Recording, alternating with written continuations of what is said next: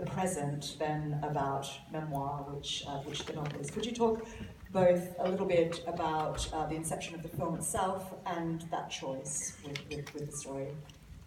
The film went through different stages and different incarnations, and I've been, until a couple of years ago, closer, just a producer of the film, who tried to make this movie happen many times with many possible directors, and it didn't crack. It was difficult. And then there was a little moment in which we understood that maybe by making it very modestly, with a very small budget, in a very limited amount of time, and me directing it, we may achieve it. And even that was really difficult to put it together, and eventually we succeeded.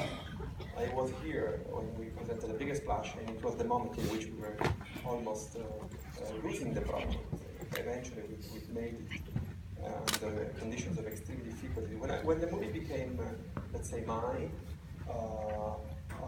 it became clear to me that the first person singular, which the book is narrated from, the voice of Elio, which is the voice of Asiman, was really peculiar to the act of reading, in my opinion. It wasn't something that I felt translated into the cinematic language. So it was a very precise decision to make sure that we were in the now and then of the summer of Elio and Oliver, with a little flow forward. The book goes on and on for 45 pages in 20 years later, but we stopped at the first winter after the events. Probably because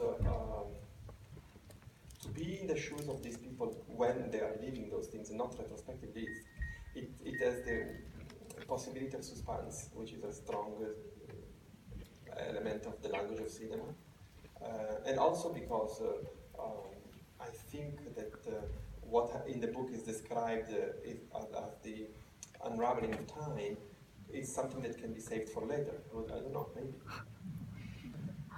Can I ask you too about the choice of place, because I think this is very much connected actually to this sense of presence, where you've located the film, the sort of vitality of location as kind of a character in the film.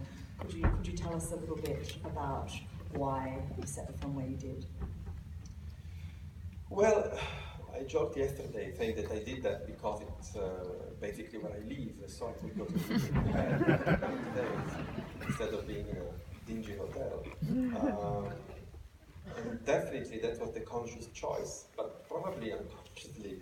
I think it's because there is a lot of memories in my imagery of cinema that I love, that is sweetly set in that kind of countryside, whether it's literally that countryside, Bertolucci, or it's the kind of countryside that is set into like Ribet or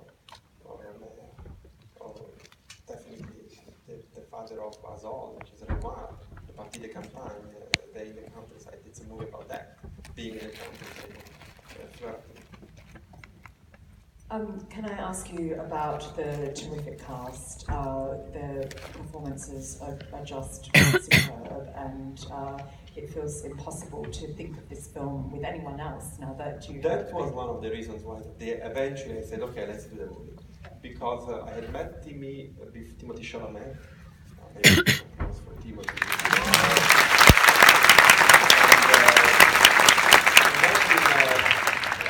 When I was producing the movie, and his agent is the partner of the husband, actually, of one of our producers, and he said, I have this young man that I just signed, you should meet him. And we met him, and he went, oh my God, this guy is the real thing. He has ambition, he has artistry, he's naive, and he's courageous. So once I decided to make the movie, I was very anxious and adamant to work with him. And Armi, I met him after he made the Social Network, and the meeting we had, the connections we had in that meeting lasted in me. And for me, it's about how I get along with the people I want to work with. It's not about either auditioning them to see if they can act, I give it for granted, or if they are famous. I don't care. It's more about if this relationship between me and them can grow into a greater relationship within the camera and them. and them in the frame. And Walter, can I ask you, you have worked with Luca on all of his films, and it's a frequent and obviously very significant collaboration. Can you give us a bit of insight into how you work together, what your process of working together is? But should I say the truth or what? No, it's the best thing when you can work. I always think about our job as not a real job. I mean, like something that we love to do. So basically, it's always a blessing each and every day, even if in tough days when you're tired or you've got thousands of problems. It's always you're doing something you love, and when you do it with your friends and people you love and for which you have a great respect as artists, is the best thing. Now it's 20 years we're friends. I think that we really much artistically respect each other. So basically, it depends. There are moments in which I am more or less left alone, and moments that we share consistently for hours. But every time, even if it's not with me, I have a kind of replica of Luca being on my side and suggesting me what is the best choice to do, because we've been developing a common taste. Maybe sometimes, if I'm allowed to say, a style. And so even if the conditions change, the movies change, they're very different sometimes, even if they have a very Guadagnino imprint. We share, without talking too much, a kind of vision. In this case, obviously, the references are quite clear. Let's say French movies from the 80s, basically. We're mixing the movie with a Eric Romer photograph on our side, and when we had doubts, we were just looking at the man and just trying to understand if he would have approved or not. I think Jean-Pierre Laforce he made a movie, yeah, our son Mixer made a movie with Eric Romer. And so basically, but yesterday when we were talking about with a friend of ours, he was also commenting on some abrupt cuts for sound, for music, that maybe were not really in the style of Romer. So obviously there is some kind of extra layer, but it's not very explicit in our speech. We don't sit on the table in Crema and say, okay, let's make it Romer with a twist. That sounds like the name of a cocktail that we could. No, it is not the way. It just happens naturally, and I'm very happy about this because it's the best thing. And I really have to say that we are very respectful with the footage, with cinema itself. I know that it maybe sounds a little cheesy, but it's the real thing. So we try to do the best we can.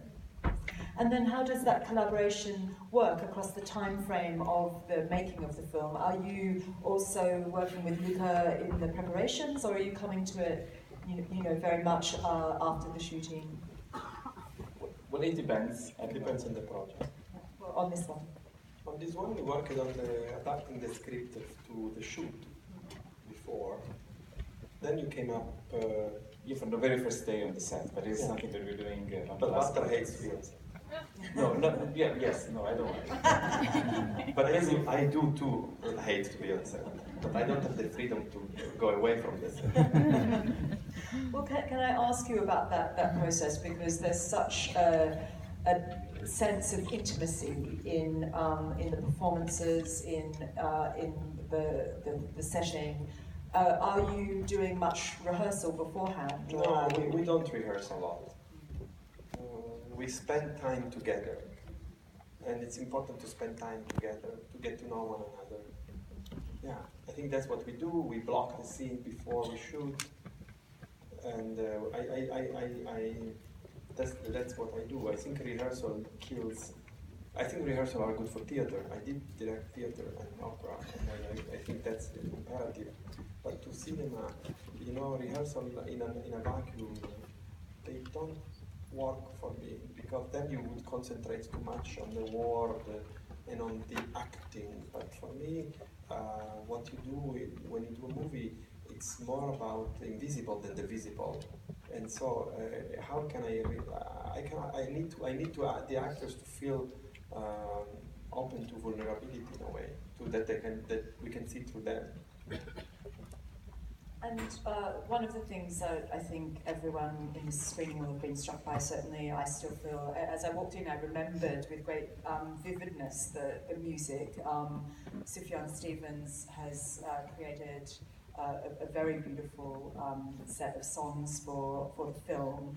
And there's also a sense for me that there's a relationship between the music and the editing process as well. So I wonder if both of you could kind of talk about the music. Perhaps you, Luca, first, about how he became involved.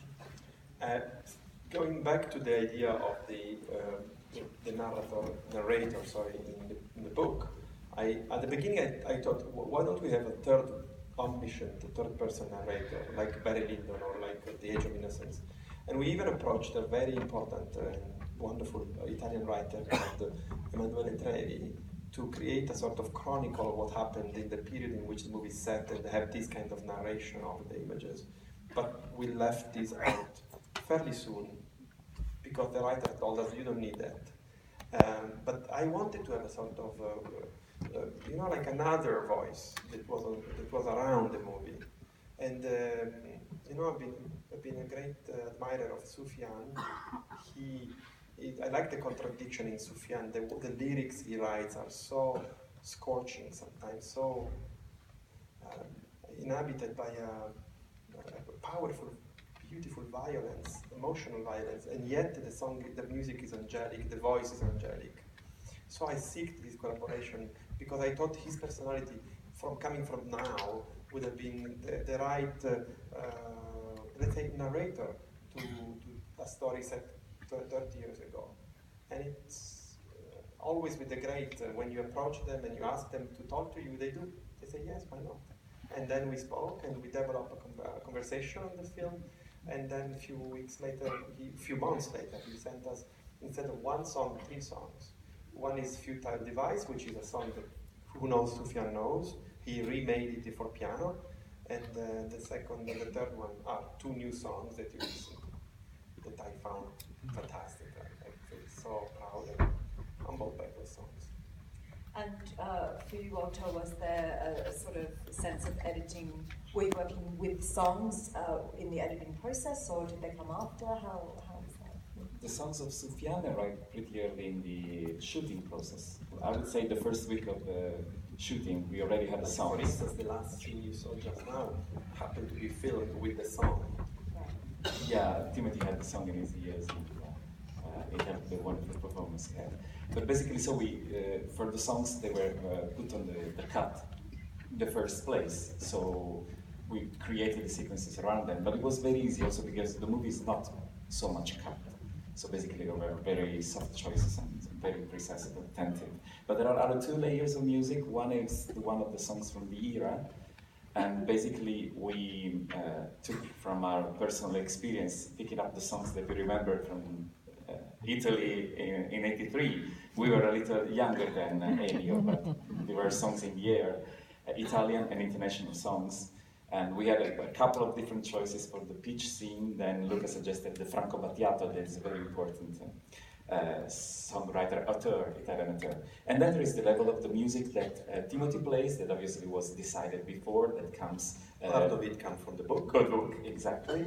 But then he had an intuition that I immediately followed, even if we don't like to have a kind of set of rules. But he said, okay, if we're going to have a score, it must be piano score. And on that we had some kind of very interesting twists, because we decided to go for another father of ours, that is Ryuichi Sakamoto, and for him also John Adams, I must say. And we picked from Ryuichi Sakamoto repertoire something interestingly taken from a kind of piano remake of a track he composed for Merry Christmas, Mr. Lawrence, that is a movie that we love. He likes very much to use music from other movies and change it in shape. And so it came very natural, and obviously it helped the process, but in a very natural way. Can I ask you about the historical setting of it? Because one of the things I admire about so many of your films, Luca, is you do have this absolute capacity to make it of the period, but also to make period disappear from the fabric of the film, if you like. Could you talk about It's exactly that. You nailed it. Yeah.